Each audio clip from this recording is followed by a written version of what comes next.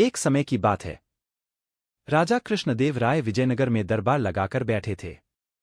उसी समय दरबार में एक सुंदर महिला एक बक्सा लेकर आई। उस बक्से में एक मखमली साड़ी थी, जिसे निकालकर वह दरबार में राजा और सभी दरबारियों को दिखाने लगी। साड़ी इतनी सुंदर थी कि जो भी उसे देखता वह हैरान रह जाता। महिला ने राजा से कहा कि वह ऐसी ही सुंदर साड़ी बनाती है। उसके पास कुछ कारीगर हैं, जो अपनी गुप्त कलाओं से इस साड़ी की बुनाई करते हैं। उसने राजा से निवेदन किया कि अगर राजा उसे कुछ धन दें, तो वह उनके लिए भी ऐसी ही साड़ी बना देगी। राजा कृष्णदेव राय ने महिला की बात मान ली और उसे धन दे दिया। महिला ने साड़ी तैयार करने के लिए 1 साल का समय मांगा। इसके बाद वह महिला साड़ी बुनने वाले अपने कारीगरों के साथ राजा के महल में रहने लगी और साड़ी की बुनाई करने लगी। इस दौरान उस महिला व कारीगरों के खाने पीने से लेकर तमाम खर्चे राजमहल ही उठाता था। इसी तरह 1 साल का समय निकल गया। फिर राजा ने अपने मंत्रियों को उस साड़ी को देखने के लिए उस महिला के पास भेजा।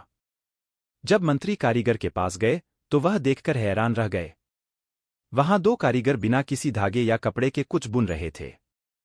महिला ने बताया कि उसके कारीगर राजा के लिए साड़ी बुन रहे हैं, लेकिन मंत्रियों ने बताया कि उन्हें कोई साड़ी दिखाई नहीं दे रही है।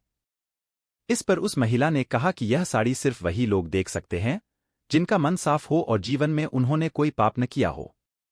महिला की यह बात सुनकर राजा के मंत्री परेशान हो गए।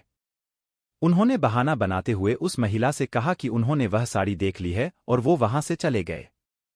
राजा के पास वापस आकर उन्होंने कहा कि वह साड़ी बहुत ही सुंदर है। राजा इस बात से काफी खुश हुए। अगले दिन उन्होंने उस महिला को वह साड़ी लेकर दरबार में हाजिर होने का आदेश दिया। वह महिला एक बक्सा लिए हुए अपने कारीगरों के साथ अगले दिन दरबार में आ गई। उसने दरबार में बक्सा खोला और सबको साड़ी दिखाने लगी। दरबार में बैठे सभी लोग बहुत हैरान थे, क्योंकि राजा समेत किसी भी दरबारी को कोई साड़ी नहीं दिखाई दे रही थी। यह देखकर तेनालीराम ने राजा के कान में कहा कि उस महिला ने झूठ बोला है। वह सभी को बेवकूफ बना रही है। इसके बाद तेनालीराम ने उस महिला से कहा कि उन्हें या दरबार में बैठे किसी भी दरबारी को यह साड़ी दिखाई नहीं दे रही है। तेनालीराम की यह बात सुनकर महिला ने कहा कि यह साड़ी सिर्फ उसी को दिखाई देगी जिसका मन साफ होगा और उसने कोई पाप न किया हो। महिला की इस बात को सुनकर तेनालीराम के मन में एक योजना आई। उन्होंने उस महिला से कहा, राजा चाहते हैं कि तुम खुद उस साड़ी को पहनकर दरबार में आओ और सभी को वह साड़ी दिखाओ। तेनालीराम की यह बात सुनकर वह महिला राजा के सामने माफी मांगने लगी। उसने राजा को सब सच बता दिया कि उसने कोई साड़ी नहीं बनाई है। वह सबको मूर्ख बना रही थी। महिला की बात सुनकर राजा को बहुत गुस्सा आया।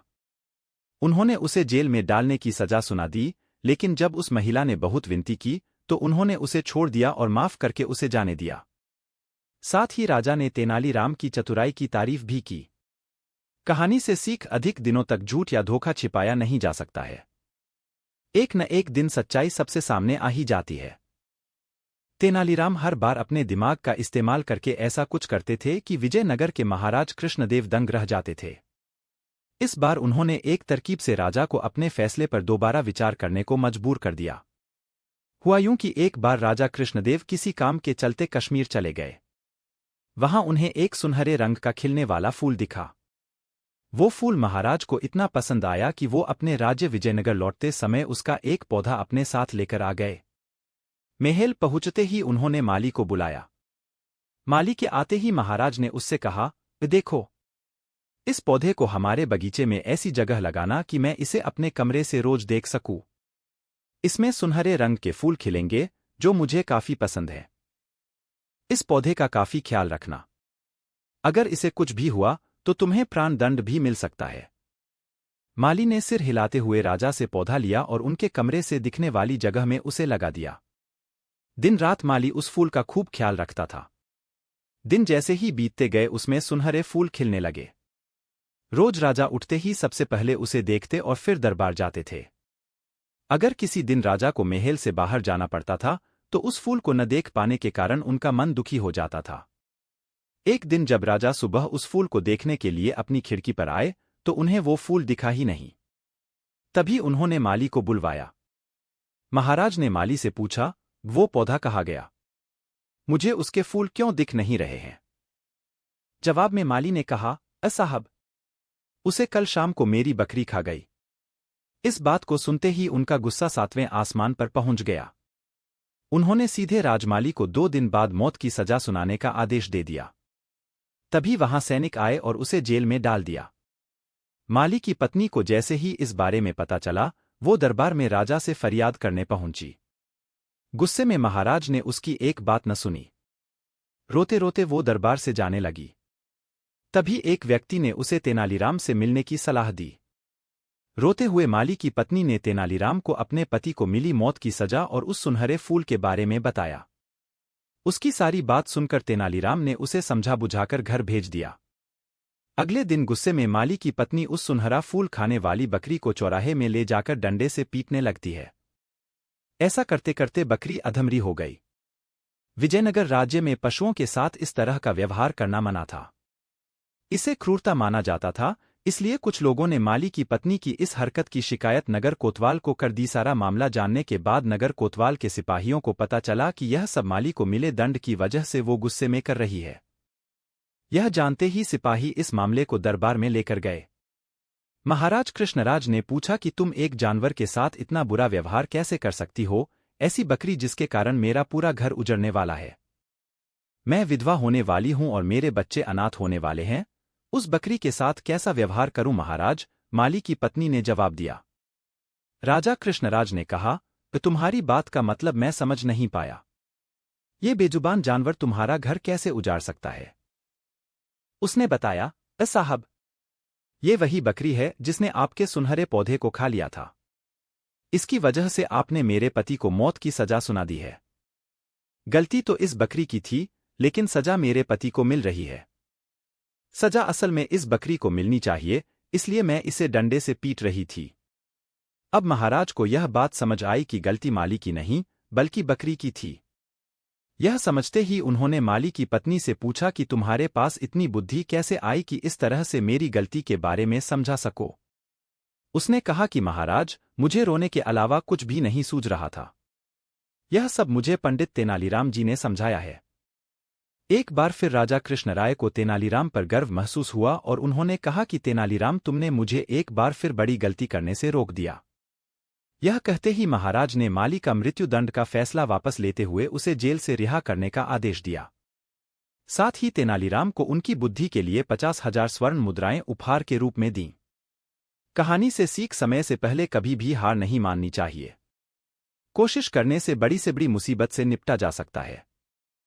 विजयनगर के महाराज कृष्णदेव हर बार तेनालीराम की सूझबूझ से दंग रह जाते थे। इस बार भी तेनालीराम ने महाराज को हैरान कर दिया। दरअसल, एक बार महाराज कृष्णदेव पड़ोस के राज्य पर जीत हासिल करके विजयनगर लौटे और उन्होंने उत्सव मनाने की घोषणा कर दी। पूरे नगर को ऐसे सजाया गया जैसे कोई बड़ा त्योहार हो।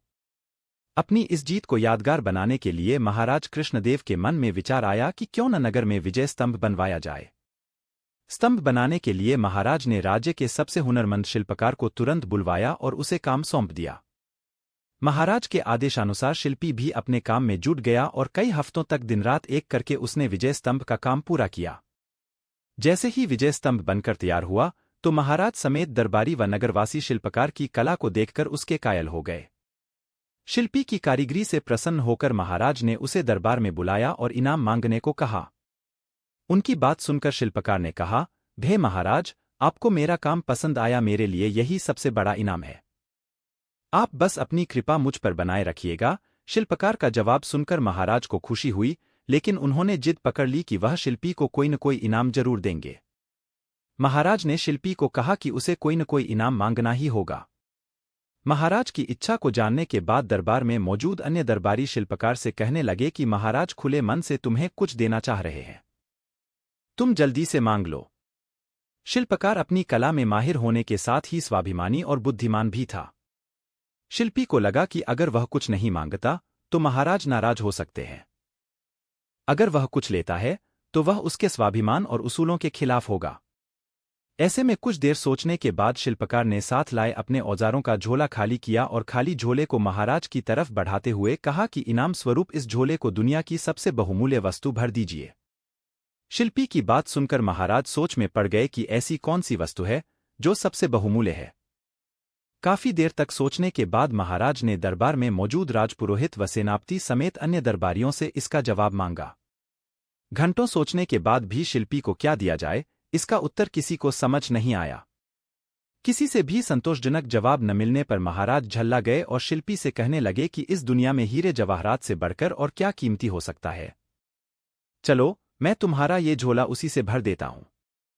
महाराज की बात सुनकर शिल्पी ने इनकार में सिर हिलाते हुए कहा, नहीं महाराज, हीरे जवाहरात इस दुनिया में सबसे कीमती नहीं है। मैं वो कैसे ले सकता हूं?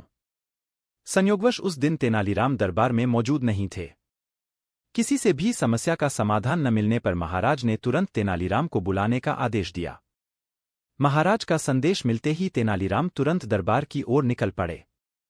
रास्ते में ही सेवक ने तेनालीराम को महाराज की चिंता का कारण बता दिया।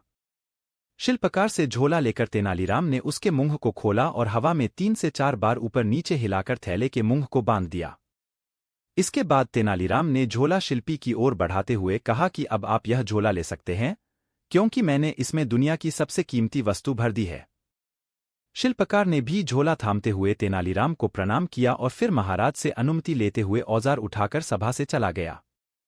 महाराज की उत्सुकता व दरबारियों के चेहरे पर प्रश्न चिन्ह को देखते हुए तेनालीराम ने कहा, भे महाराज, वह झोला खाली बिल्कुल भी नहीं था, क्योंकि उसमें दुनिया की सबसे बहुमूल्य वस्तु यानी हवा भरी हुई थी।